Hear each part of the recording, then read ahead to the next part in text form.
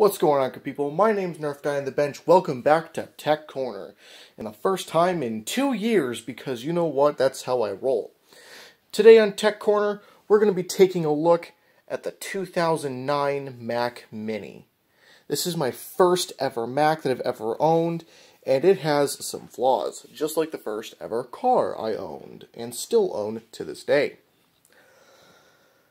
The one fleeting things that I'm not sure what's going on with this particular Mac, because it does not want to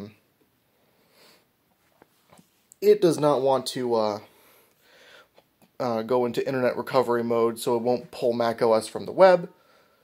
I'll get into how I remedied that in a minute, but I have been able to get this Mac to function. It does see its own hard drive, so I guess that's okay. I may need to replace the PRAM battery if I can get out of quarantine. So, on the front you'll see this lovely super drive that doesn't work. It won't read anything. So, I've had to resort to the I/O on the back. And unlike Mac Minis, actually, just kidding, the Mac Mini is actually the most I/O plentiful in the entire, probably, Mac lineup today. But look at this. You don't get this much I/O on any Apple product anymore.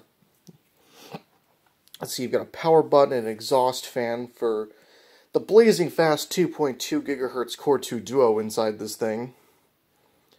I think that's Kensington. That's microphone, that's headphone, yeah.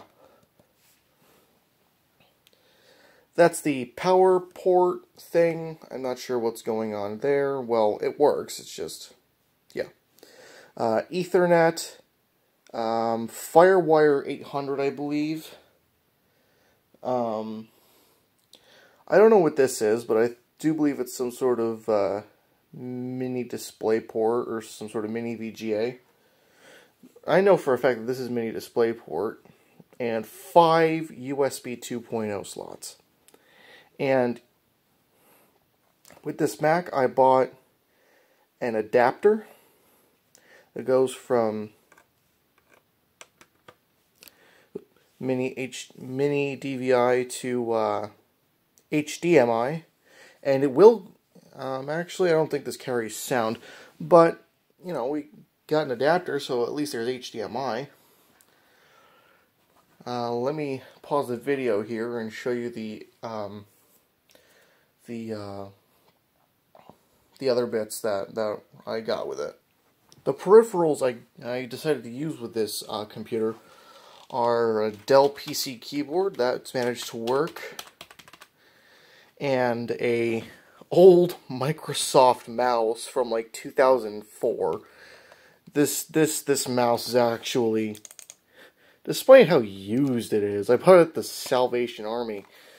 Despite how used it is, it's actually pretty good for my uses. And, you know what, I'll just grab the display as well, and we'll go from there. And the display I chose for this is this hands-free 1080p monitor. Also, a funny story about how I'm connecting it to that display. I have a mini DVI to HDMI, and then I have one of these HDMI to DVI cables that I just connect to that monitor over there, so it's not like it's, you know, being adapted out of its limit, I guess. Now, before we get this hooked up to a display and power and whatnot, what are these flash drives doing here? Well, these three have all been borked out. I've never been able to recover these drives quite right. Because I used a program called Transmag on my Windows PC, which is now running Zorin OS. And I tried using the actual El Capitan installer .dmg to have Transmag put them on there so I could get that to boot. Of course, Transmag sucks, so I never got that to work. Hence, the good, maybe stupid thing I've done. But for right now, how I've been using this Mac is off of a live USB boot of Ubuntu 18.04. And hopefully we'll we'll get this thing into some action. And hopefully we can get my stupid purchasing decision into this Mac, and everything would be sorted out for good. The thing I wanted to try, and maybe the stupid thing I've done, is buy a hard drive off of eBay with macOS El Capitan on it. So I bought this off of eBay, and hopefully it'll be here tomorrow afternoon. But other than that, let's get Ubuntu booted up onto the live install on the USB drive, and let's see what's popping. Alright, so I've got everything hooked up. I've got power Ethernet because Ubuntu I don't think has the correct drivers for the Wi-Fi card in here. The display hooked up. I've got the Ubuntu bootable, and I've got proper peripherals, and you'll be able to hear if I'm quiet enough.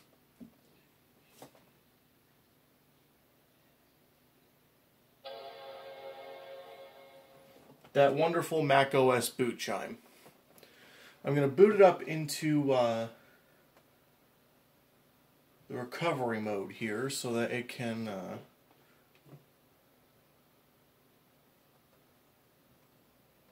the recovery mode on this Mac I think is probably broken. Uh-oh.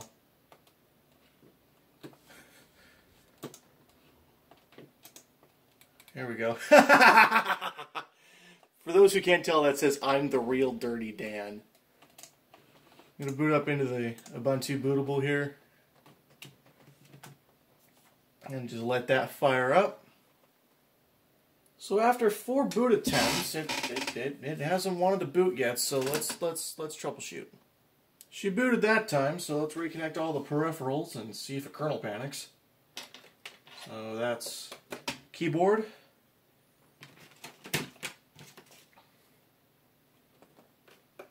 That's my mouse. Let's see if these work. And they do. Oh, there's the mouse. There's a bunch of crap on my desk here. Ooh, that is some choppy video.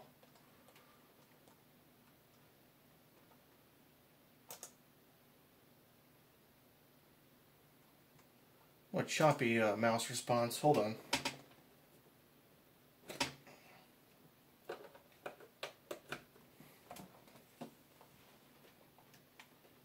Still way choppy.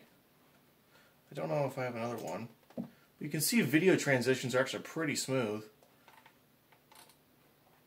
So, see if we can play a video on it. I don't know what's locally stored around here.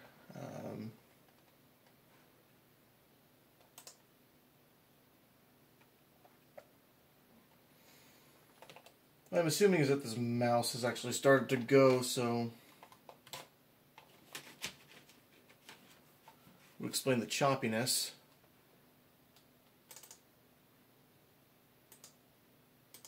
See if we can play some full motion video. It's a term you haven't heard yet. Oh, we forgot to connect Ethernet. Where's my Ethernet cable? Oh, right here. And we're connected to Ethernet, so let's get into YouTube. Oh, shit. Should have zapped my PRAM. Well, that's the correct date, wrong time, but that doesn't matter.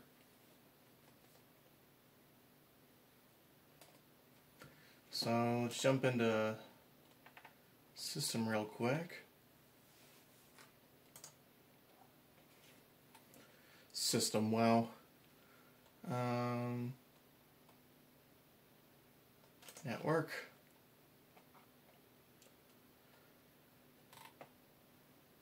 Details. Date and time.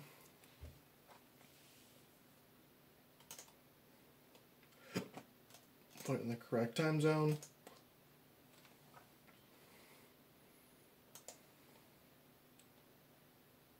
It's really that late? Wow, it is.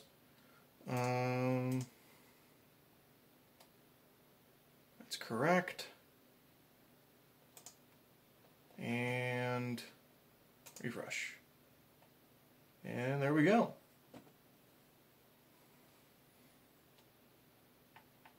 And obviously, YouTube doesn't know me.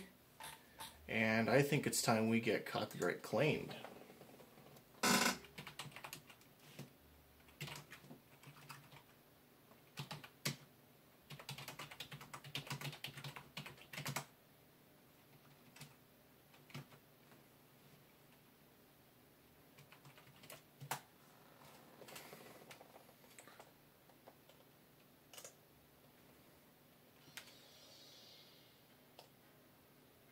Looks like it's playing full motion video just fine. Let's crank the sound. I think it's cranked in Ubuntu. No, it isn't. This is coming directly from the Mac Mini. There's no external speakers on this monitor. Well, there are. They're just crap. But this is the external. This is the internal speaker coming from the Mac Mini. So I guess we'll play Fading Lights. It's not really that loud, but it's definitely doable. Let's see if we can do 1080 out of this one. Well, it's not really 1080, but full screen video seems to be working just fine.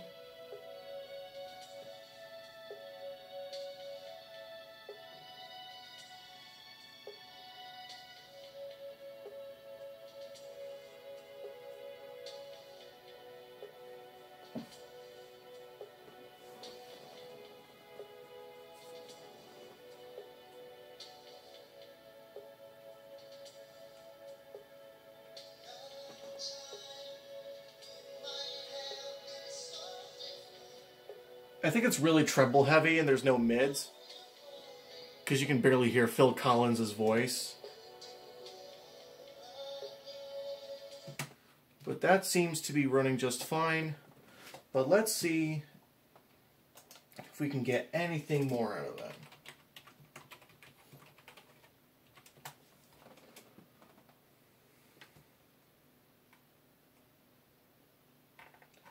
We're not going to get political here.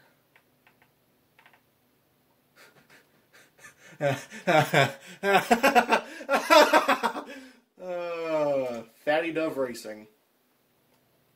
We are being censored. America's news. Shut up! Shut up! Everyone knows that compared to a hard drive, an SSD is a great way to speed up. Auto to 720. You can kick it up to 1080. This is a Core 2 Duo. Unless your SSD has a DRAM cache built into it. Ooh, that's spicy. Example, it can actually end up being slower. Ooh, that's way spicy. Yeah, we're dropping frames like a madman. Back down to 720.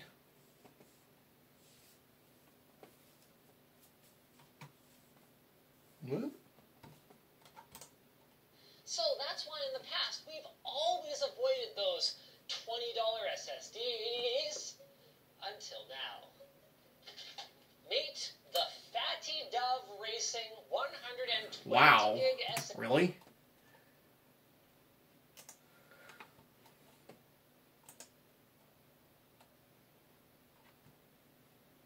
We purchased this sucker for $20. So who's the sucker? This sucker or this sucker? But I'm sure if I get that Mac OS drive in there and we do some stuff to it, we can get some pretty good stuff on it. So yeah, $70 into this Mac Mini, and we're just waiting on the hard drive, and hopefully, fingers crossed, we can turn this into a pretty reliable Mac OS machine. Alright, that's it for this episode of Tech Corner, and thank you very much for watching.